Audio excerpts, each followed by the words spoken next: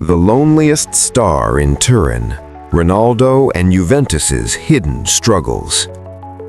When Cristiano Ronaldo arrived at Juventus in the summer of 2018, the transfer was presented as the beginning of a golden era, a bold statement that the club was finally ready to transform domestic dominance into European supremacy. Juventus had already conquered Serie A year after year, building a reputation as Italy's most powerful club. Yet the Champions League trophy had repeatedly slipped from their grasp.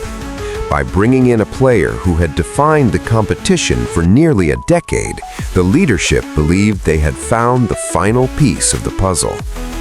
The excitement in Turin during those first months was undeniable.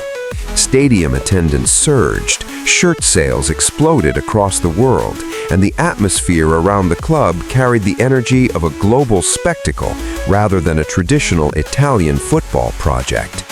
Ronaldo adapted quickly to life in Serie A, scoring goals with impressive consistency while demonstrating the relentless professionalism that had defined his career in England and Spain. On the surface, everything appeared to be progressing exactly as planned.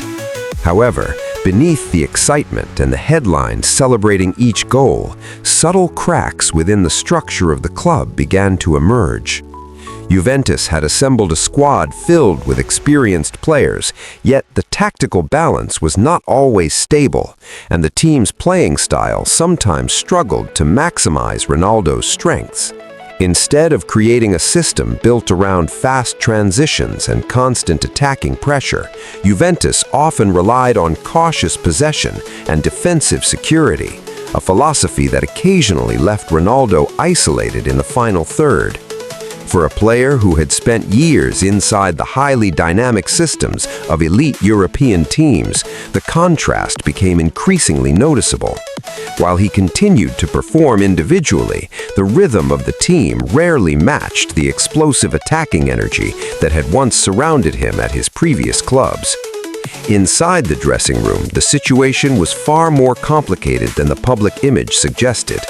Juventus possessed experienced leaders and respected veterans, yet the arrival of a global superstar inevitably altered the dynamics within the squad. Some players embraced the opportunity to learn from Ronaldo's professionalism, admiring his discipline, his physical preparation, and the intensity he brought to every training session.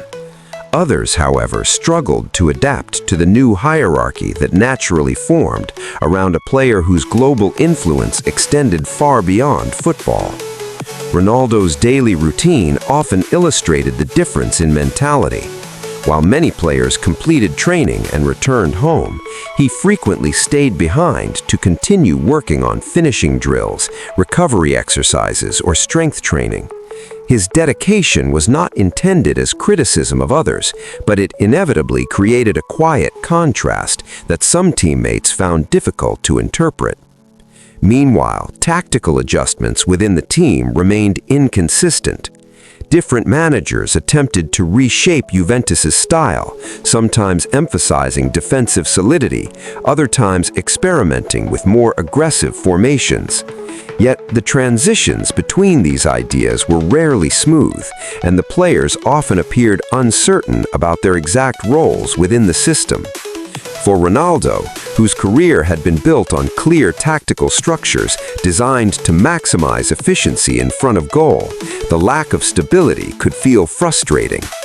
Observers began to notice moments during matches where he seemed isolated near the penalty area, waiting for service that arrived too slowly or not at all.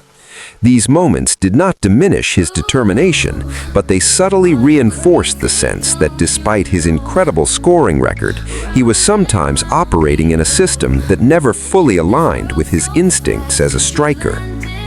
The loneliness of elite athletes rarely appears in statistics, yet it often reveals itself through small details that cameras occasionally capture. In several matches, Ronaldo could be seen gesturing for quicker passes or signaling movement that teammates did not always recognize in time. His reactions were rarely dramatic, but they reflected the frustration of a player whose vision of the game operated at a different speed. Off the pitch, Ronaldo maintained professionalism and avoided public criticism of the club or his teammates. Interviews consistently emphasized respect for Juventus's history and appreciation for the supporters who had welcomed him so passionately. Yet behind the carefully measured words, there were signs that the project he had imagined in 2018 was not evolving exactly as expected. European nights, in particular, carried emotional weight. Juventus supporters had dreamed of lifting the Champions League trophy again, believing that Ronaldo's experience would guide them through the competition's most dangerous moments. While he delivered important goals, the collective performances often lacked the sharpness necessary to overcome Europe's most cohesive teams. Each elimination deepened the feeling that something essential within the club's structure remained unresolved. For Ronaldo, whose career had been defined by relentless pursuit of the biggest trophies, these disappointments were difficult to ignore. Success for him was never measured only by personal statistics. It required collective triumph on the grandest stages. As the seasons passed, the internal struggles within Juventus gradually became more visible to the outside world. Financial pressures, tactical uncertainty, and frequent changes in leadership created an environment that felt increasingly unstable. Ronaldo continued to deliver goals with remarkable consistency, proving that his individual level remained among the best in the world. Yet the broader project around him struggled to maintain coherence. For many observers, the paradox of the Ronaldo era at Juventus became clear. The club possessed one of the greatest goal scorers in football history, yet the team itself never fully transformed into the unstoppable European force that had been envisioned. Instead, the years were marked by flashes of brilliance mixed with periods of frustration and uncertainty. Ronaldo's professionalism never faded during this time.